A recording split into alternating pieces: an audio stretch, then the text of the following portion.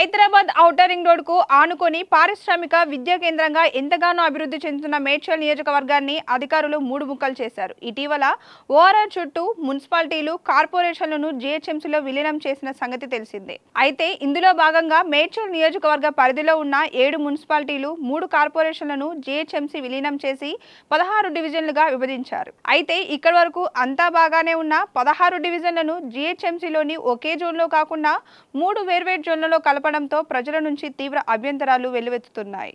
పీర్జాదిగూడ, మేడిపల్లి, పోచారం, గట్కేసర్, ఎదిలాబాద్, దమ్మాయిగూడ, కీసర డివిజన్లను GHMC town planning అధికారులు LB Nagar జోన్లో కలపగా జవహర్ నగర్, చంద్రపురి కాలనీ, నాగారం, బోడుపల్, చెంగిచెల్ల, తూమ్కుంటను సికింద్రాబాద్ జోన్లో కలిపారు. అలాగే గుండ్లపోచంపల్లి, కిస్టాపూర్, మేడ్చల్లను కూకట్పల్లి జోన్లో విలీనం చేశారు. అయితే జోన్ల విభజన సరిగా చేయలేదని నియోజకవర్గంలోని ప్రజాప్రతినిధులు, ప్రజలు ప్రభుత్వానికి తమ అభ్యంతరాలను తెలియజేస్తున్నారు.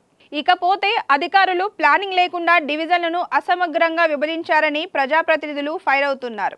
నియోజకవర్గంలో అత్యధిక జనాభా ఉన్న జవహర్ నగర్ కార్పొరేషన్లో 3 లక్షల వరకు జనాభా ఉండగా 2 డివిజన్లుగా విభజించారు. దమ్మాయిగూడలో 1,30,000కు పైగా జనాభా ఉంటే 2 డివిజన్లుగా చేయగా 1,00,000కు పైగా జనాభా ఉన్న నాగారం, పోచారం మున్సిపాలిటీలను విభజించలేదని ప్రజలు అభ్యంతరం వ్యక్తం చేస్తున్నారు.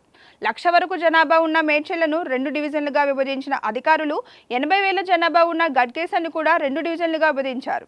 బోడుపల్లో 1,80,000కు పైగా జనాభా ఉండగా 2 డివిజన్లుగా విభజించారు. 1,50,000 వరకు జనాభా ఉన్న ఫిర్జాదిగూడను 2 డివిజన్లుగా ఏర్పాటు చేశారు.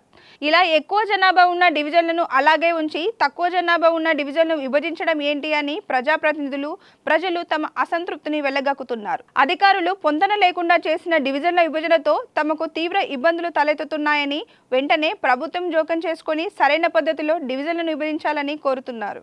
Please subscribe to the channel and download the Politicos app from the links in the description.